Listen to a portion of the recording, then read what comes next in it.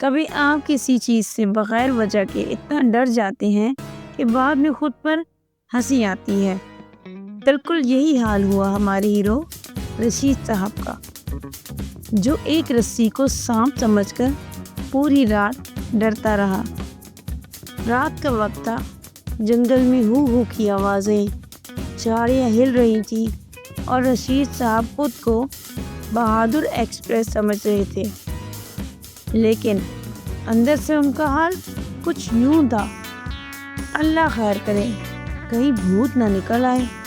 چلتے چلتے اچانک ان کے قدموں کے نیچے ایک لمبی کالی چیز نظر آئی۔ رشید صاحب چیخا، یا اللہ سانپ، اور 2 فٹ پیچھے چھلانگ لگا دی، جو تاریخ کی سب سے غیر ضروری جمپ تھی۔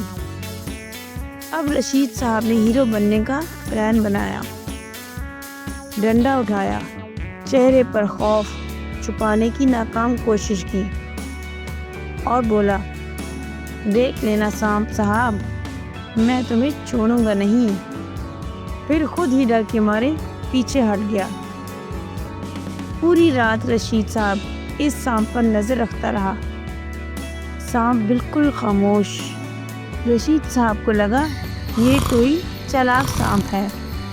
صبح ہوئی، سورج نکلا، پرندے چہچہائے۔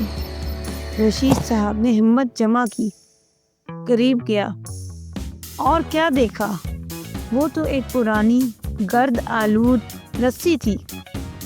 اس کہانی سے ہمیں یہ سبق ملتا ہے، ہر چیز ویسی نہیں ہوتی جیسی لگتی ہے۔